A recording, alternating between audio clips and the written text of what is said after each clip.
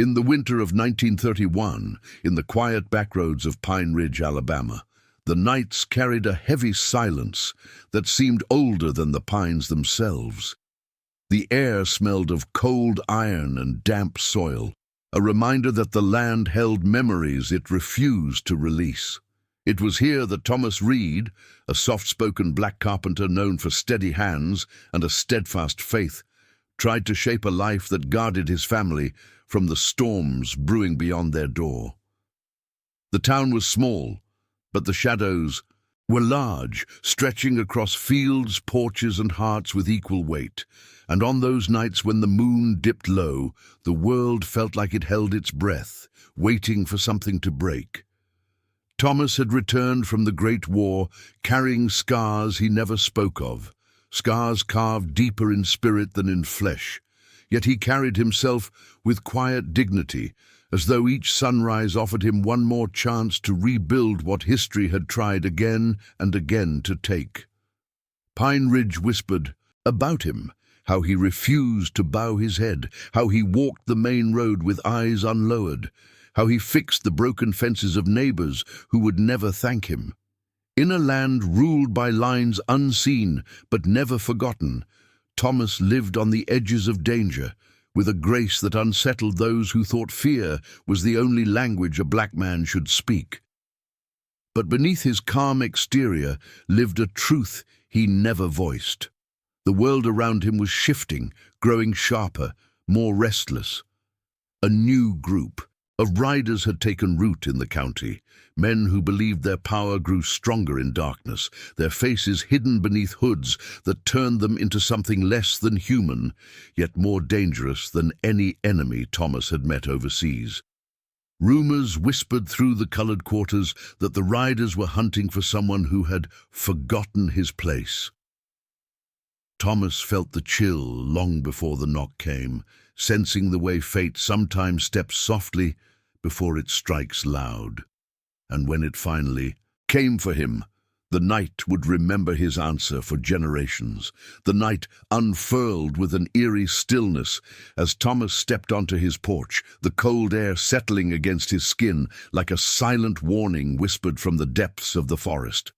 The sky above him was a sheet of deep indigo, the moon veiled behind drifting clouds that glowed faintly like bruised light struggling to break through. Every sound, every shifting branch, every distant creak of frozen timber felt sharpened, as though the world had become painfully aware of its own fragility. Thomas rested his hand against the railing, the wood chilled beneath his fingertips, and felt a strange heaviness descend upon the land. It was the kind of silence that often precedes calamity, a quiet so unnatural that it pressed itself against the lungs and made each breath feel borrowed. Inside the cabin, the small flame of the oil lamp flickered weakly, echoing the tremor in the air itself. Then came the low rumble, soft at first, little more than a distant vibration threading its way through the earth. Thomas's head lifted, his body responding before his mind fully registered what he heard. The sound grew steadily, spreading like an unwelcome heartbeat across the frozen fields. He stepped off the porch, boots crunching through a thin layer of frost, and scanned the road that carved a pale path through the dark. A faint glow appeared on the horizon, pulsing with the rhythm of movement, lanterns, torches, shadows riding beneath them.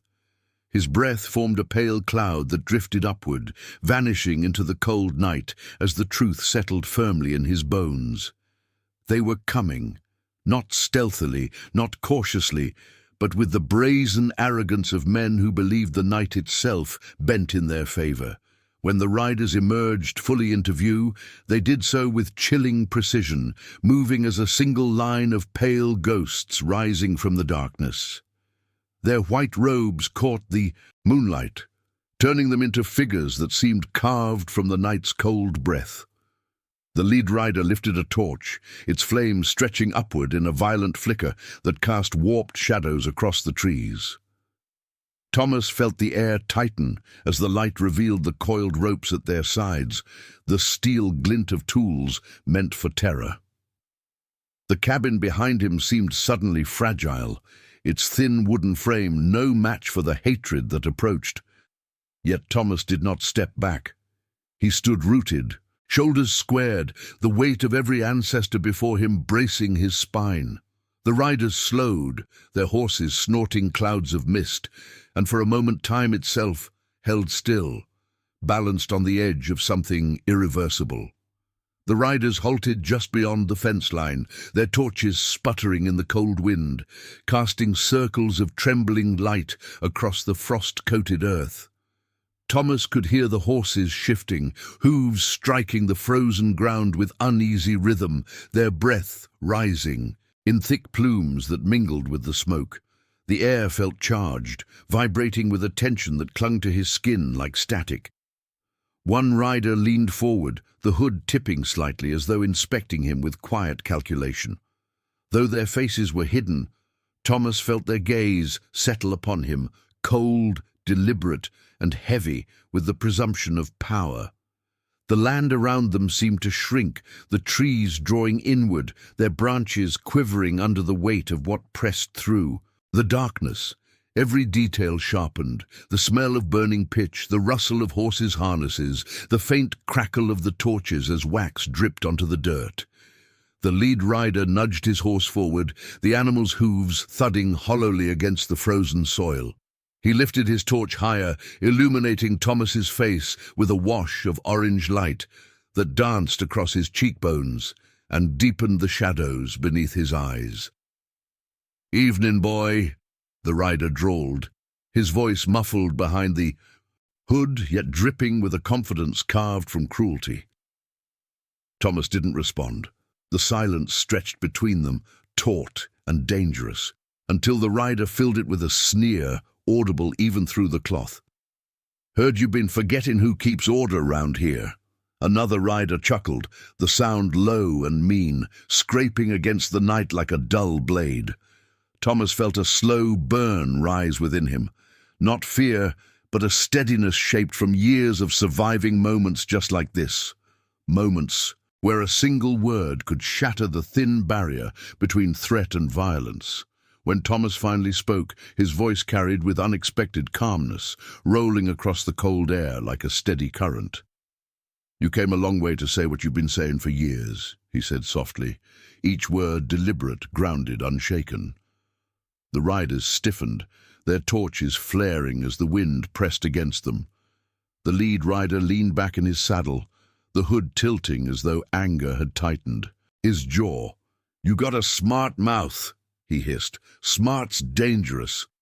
Thomas stepped forward one pace, the frost crunching under his boot, his silhouette framed by the weak glow from the cabin window behind him. "Not as dangerous as a man who thinks fear is the only language worth speaking." The night stirred, the pines groaning in the wind, as the riders shifted, their tension rippling through the group like a spark searching for tinder. In that fragile moment, Thomas felt the world tilt, something long buried rising to meet the threat closing in. The lead rider's torch wavered as a gust of wind pressed through the clearing, its flame stretching thin before snapping back with a bright crackle.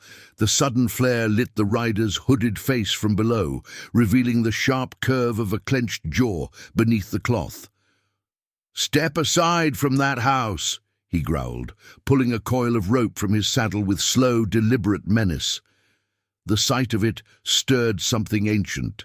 Inside Thomas, a memory of stories whispered by elders, stories carried across generations, heavy with grief, yet laced with a fire that refused to die. He felt the weight of those memories gather around him like an unseen army, standing shoulder to shoulder in the cold night air. Behind him, the cabin's lamplight flickered softly, its glow brushing his back like a quiet reminder of what he stood to lose. The riders shifted again, their robes rustling like dry leaves caught in a rising storm. Thomas drew a single long breath, letting the cold seep deep into his lungs until it steadied the tremor building inside him. He lifted his chin, meeting the torchlight head-on, his shadow stretching long across the ground like a defiant banner. "I won't be moving," he said, his voice quiet yet cutting through the night with the clarity of a struck bell. The lead rider let out a harsh laugh, the kind that carried no mirth, only cruelty sharpened by arrogance. "You're making this harder than it needs to be," he spat. But Thomas remained still. His heartbeat thudded in a slow, disciplined rhythm, steady as a drum keeping the cadence of resolve. He could feel the cold wind brushing against his coat, tugging at the edges like a restless spirit urging him backward. But he did not yield. The ground beneath him felt sacred in that moment, an unspoken threshold between surrender and the unforgiving wilderness of courage. The second rider urged his horse forward, the ewe, beast snorting clouds of steam into the frigid air. "We ain't here to talk," he barked, leaning down with a gloved hand poised to strike. But before his fingers brushed Thomas's shoulder, the cabin door creaked softly behind them, the sound slicing through the tension like a fragile thread, snapping under weight. Thomas didn't turn, but he felt the shift. The riders did too. The second rider paused, wary, as though something unseen had brushed against his spine. The moment stretched, impossibly thin, the silence thick and trembling. Then Thomas spoke again, his voice low but carrying the force of a rising tide. "If you're here to take me, then take me. But you'll not set foot in that house." The riders stiffened, taken aback by the unwavering finality in his tone. For the first time that night, a flicker of uncertainty glimmered beneath their hoods, their authority unsettled by a man who refused to kneel. A tense stillness draped itself over the clearing, thick as the fog rising from the cold earth. The riders shifted in their saddles, their horses pawing at the ground as though sensing the fracture in the night's cruel order. Thomas stood unmoving, his breath drifting in pale ribbons into the air, each exhale steady, despite the storm gathering around him. The torchlight flickered across the frost, forming small, trembling halos that made the world appear suspended between fire and darkness. In that fragile balance, Thomas felt the pulse of the land beneath his boots, felt the old soil carrying the memory of footsteps like his, footsteps of men who had stood before cruelty with nothing but their resolve to shield them. It was as though the night itself leaned closer, waiting to see what shape his courage would take. The lead rider snapped the tension with a sudden jerk of his reins, the leather creaking sharply as his horse danced sideways. "Grab him!" he snarled, his voice raw with irritation, as though Thomas's resistance had scratched at a fragile ego built on dominance. Two riders dismounted, their boots striking the ground with heavy thuds that sent vibrations through the frozen soil. The ropes in their hands swung like pendulums of threat, their ends dusted with the grit of previous nights. They advanced, hoods swaying, their steps purposeful and void of hesitation. The cold bit into Thomas's cheeks, but he felt no tremor of fear, only a slow, rising heat blooming in his chest, ignited by something deeper than anger. This was not the battlefield he'd known overseas, but the enemy before him wore the same expression, the belief that power came from intimidation rather than conviction. As the men approached, Thomas lifted his hands slowly, not in surrender but in preparation. His palms curled slightly, the instinct of a carpenter familiar with shaping stubborn materials, turning rigid wood into something that could hold life.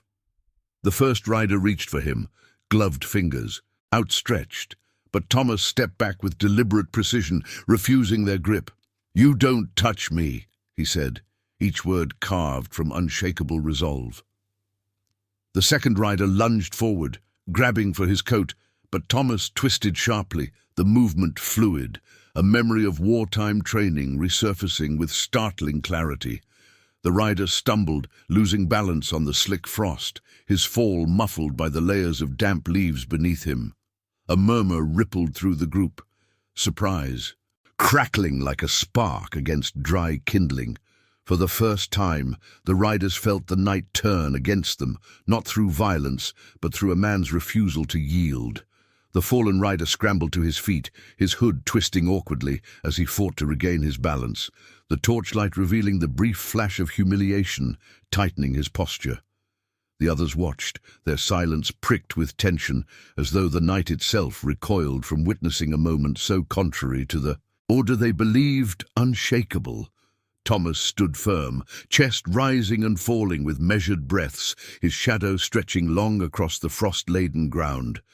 The cold air thickened around them, each passing second pulling the world tighter, as if the pines, the soil, and the distant horizon all leaned inward to listen.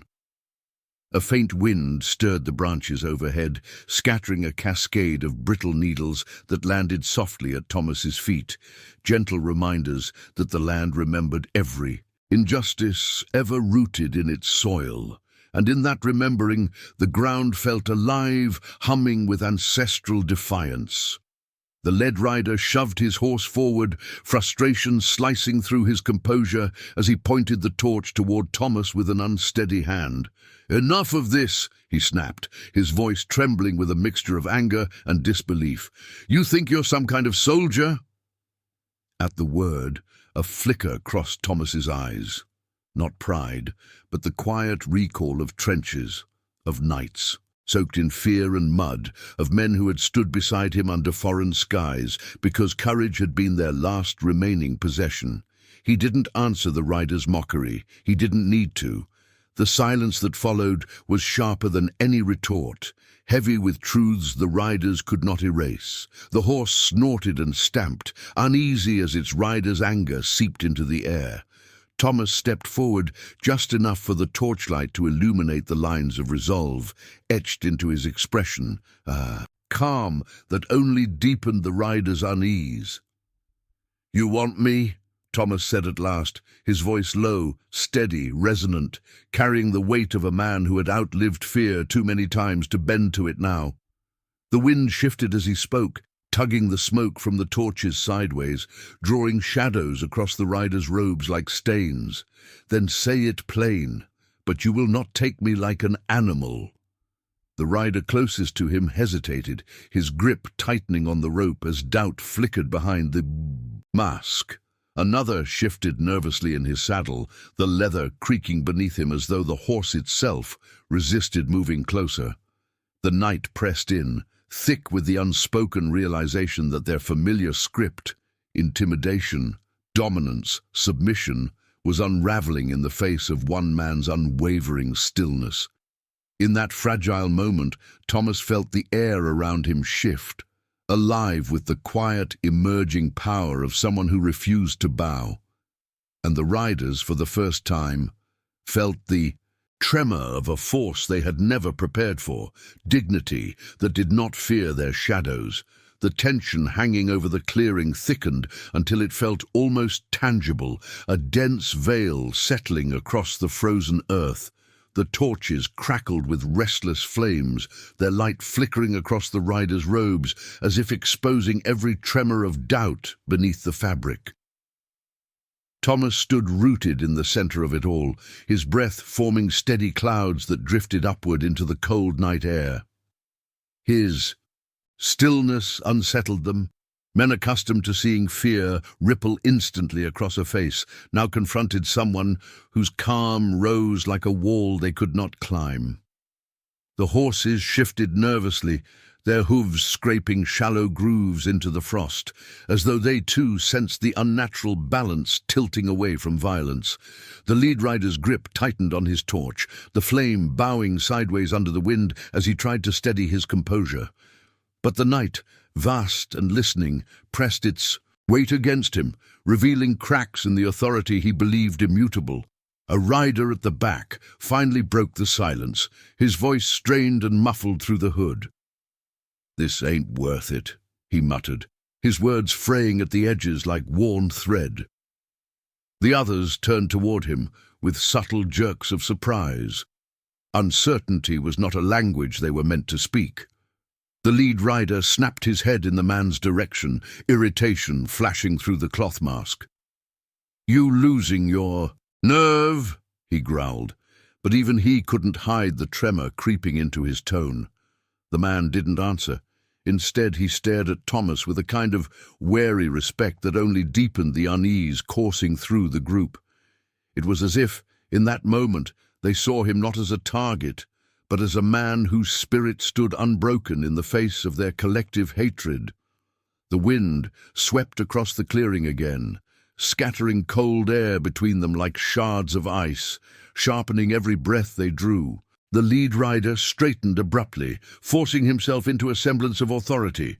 "Tie him!" he barked, though the command came out thinner, less certain. The two riders who had stepped forward earlier exchanged a glance, one filled with hesitation, the other with frustration, and took slow steps toward Thomas. Their boots sank into the frost with heavy thuds, each footfall echoing the weight of reluctance pressing into their bones. As they approached, Thomas lifted his gaze, calm and unblinking, meeting them with a quiet steadiness that made their pace falter. The ropes hung from their gloved hands, like accusations waiting to be spoken. Yet the closer they came, the more the air shifted, charged with the unmistakable presence of resistance that no weapon could bind. By the time they reached him, their confidence had thinned to a brittle thread, stretched taut across a silence that threatened to snap at the slightest touch. And Thomas, unyielding, stood prepared for whatever that breaking would bring. The ropes swung gently from the riders' hands, their coarse fibers brushing against the cold night air with a faint whisper that carried the weight of countless unspoken threats. As they stepped closer, the torchlight revealed the subtle tremor in their wrists, small, nearly imperceptible signs that the conviction they wore like armor had begun to fracture. Thomas watched every movement with unwavering calm, his breath slow and measured, his shoulders squared as though bracing the entire night upon them. The frost beneath his boots shimmered under the shifting flames, tiny crystals reflecting light like scattered fragments of defiance. Above them the pines groaned softly, their tall silhouettes swaying beneath the pressure of the wind, as if the forest itself leaned in, holding witness to what history had forced too many nights like this one to remember. The world felt suspended, balanced on a knife edge of resolve and fear. The riders reached out, gloved fingers brushing the sleeve of Thomas's coat.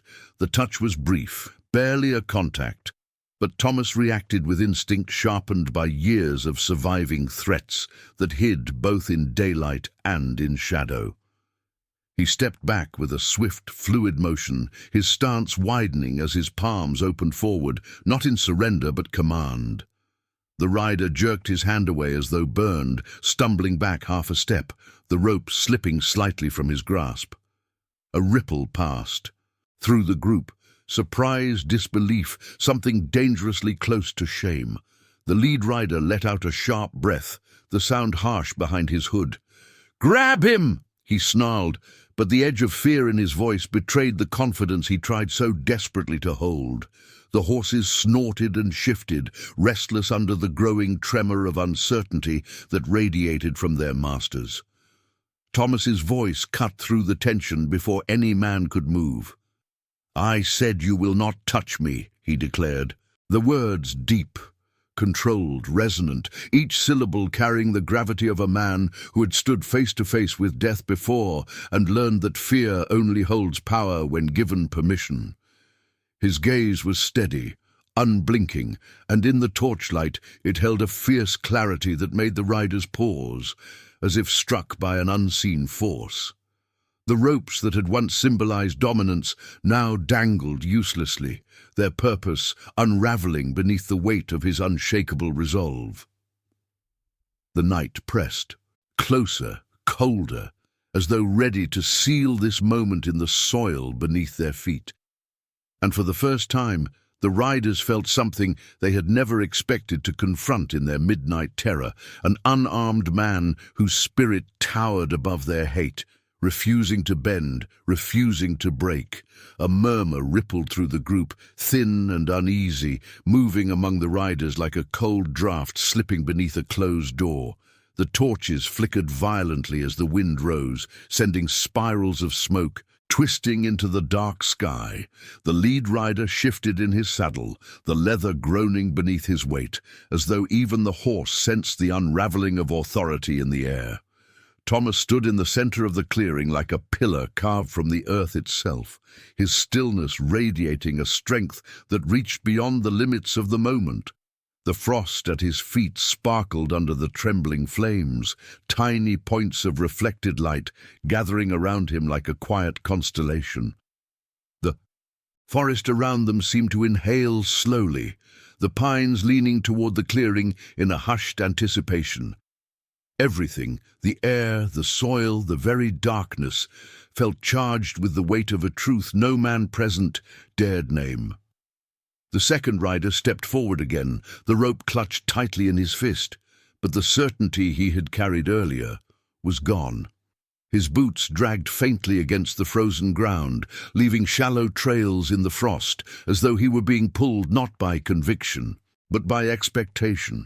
"Don't make this worse," he muttered, though the words lacked the force the situation demanded.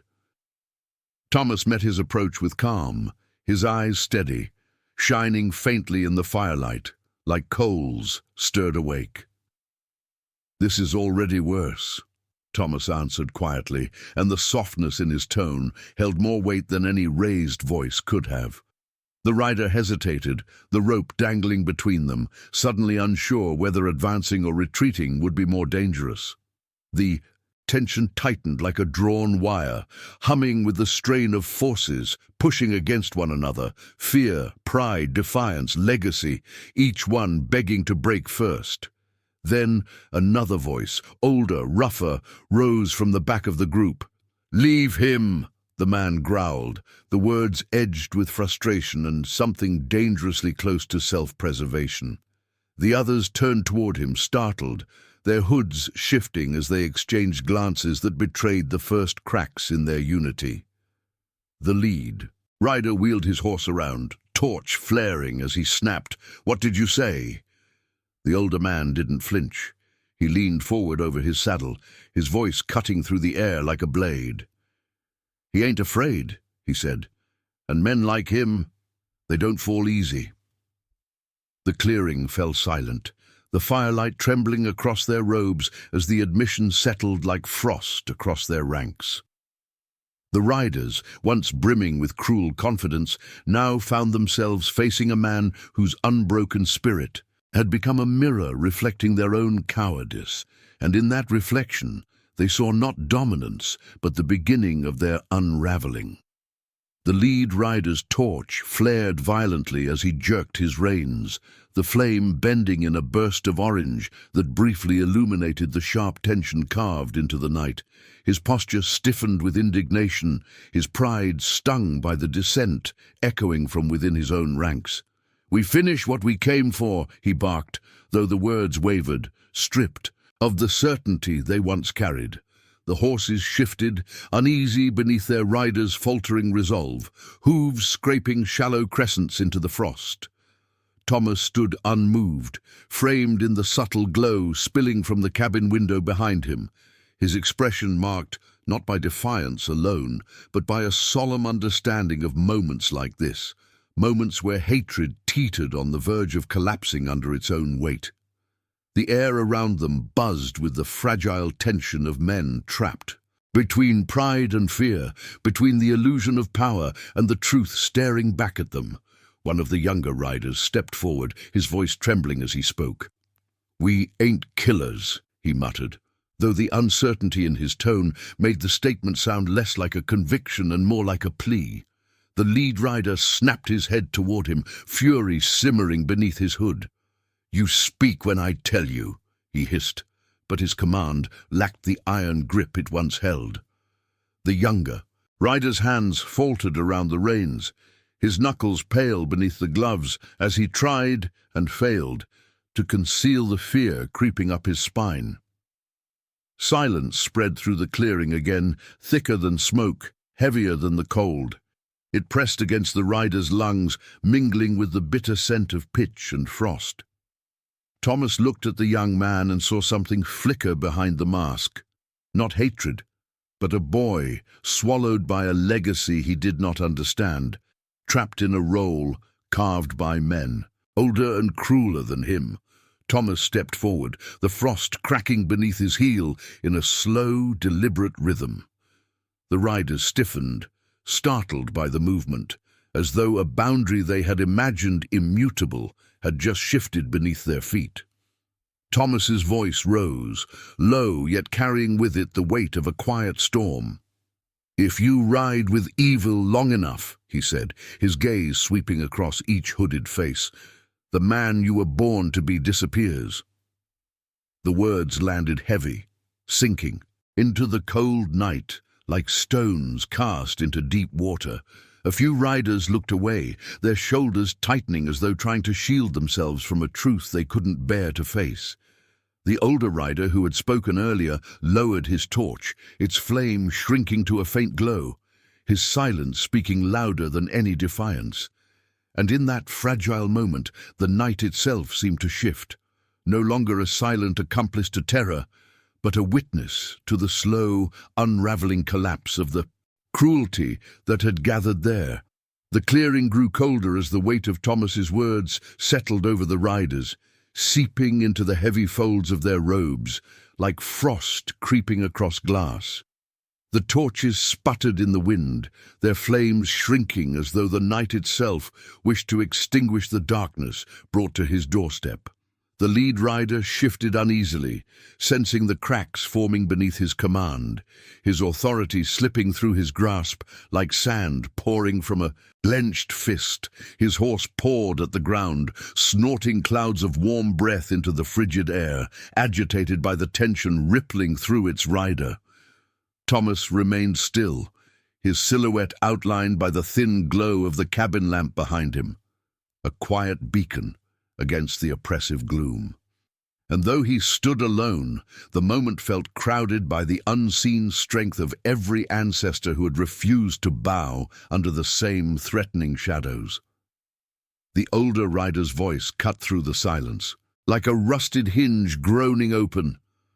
"We came to scare a man," he muttered, his tone layered with regret and discomfort. "But it ain't right. Not like this." The lead rider turned sharply, the flame of his torch flaring as anger pulsed through him. "Right!" he snapped, the word dripping with derision. "Since when did right matter out here?" His grip tightened around the torch handle, knuckles whitening beneath the leather gloves. But he saw it, the shift in their stances, the doubt forming like frost over their once steady resolve. Even the younger rider's horse stepped back, sensing its rider's trembling spirit. Thomas watched silently, reading the fractures spreading through the group. He could almost hear the unraveling, subtle as ice cracking beneath winter sunlight, quiet yet unstoppable. When Thomas spoke again, his voice held a stillness that cut deeper than any shout could. "If this is the only power you know," he said, "then you've built yourselves on nothing but fear." The wind rose, swirling through the clearing, carrying his words into every shadowed hood. A few riders flinched, small, involuntary movements that betrayed the truth they'd long tried to bury beneath cruelty. The lead rider's jaw tightened beneath the mask, the torch shaking as uncertainty rippled through him. For the first time, Thomas saw hesitation where arrogance had stood only moments before. A slow realization spread among them. This was not a man who would break, not tonight, not ever. And standing before a spirit forged from dignity and endurance, their hoods offered no protection, their ropes held no power, their fire brought no fear. In the cold heart of that Alabama night, the riders were forced to confront the one enemy they had never prepared for: conscience. The night pressed deeper into the clearing, the darkness now feeling less like an ally to the riders and more like a mirror reflecting their unraveling strength. The torches flickered weakly, their flames bending as though bowing to a truth far greater than the men who held them. Thomas stood firm, the cold settling across his shoulders like a mantle bestowed upon him by forces older than the country he lived in. A tension hung in the air, quiet, immense, like the stillness before a river breaks its banks. The lead rider's breath quickened, visible in ragged bursts of pale mist, his grip tightening around the torch handle until his knuckles strained beneath. The glove, each heartbeat felt amplified, echoing through the frost-covered ground, reminding every man present that something sacred had been disturbed tonight. Not just the peace of one black man, but the fragile illusion of power they had long mistaken for destiny. The older rider lowered his hood just enough for the faint glow of firelight to reveal the hard lines of his weathered face. His eyes, shadowed by a lifetime of silence and complicity, shifted between Thomas and the men. Around him, "We're standing on cursed ground right now," he muttered, voice rough and brittle. "Ain't no good gonna come from this." His words struck the clearing like a slow-moving tremor, unsettling the riders more deeply than any threat Thomas could have issued. The younger rider swallowed hard, the rope slipping slightly from his grasp as doubt clung to him like dew. Even the horses sensed the unraveling. Their ears twitched, their steps restless, as though longing to flee the day, suffocating tension. Thomas took a single measured breath, watching them all with an expression neither triumphant nor fearful, only resolute, as though he understood the strange, painful birth of a moment when hatred discovers its own fragility. The lead rider erupted suddenly, torch raised high, its flame bursting upward in a furious flare. "We finish this!" he shouted, though the crack in his voice betrayed the desperation clinging to his command. He lunged forward, his horse surging toward Thomas in a powerful stride, but the moment he moved, something in the clearing shifted. Not in the wind, not in the light, in the men themselves. The younger rider grabbed the lead rider's arm, pulling him back with unexpected force. "No!" he yelled, voice trembling but loud enough to freeze the moment in place. The lead rider jerked around, stunned. The younger man's chest rose and fell in sharp breaths, his hands shaking.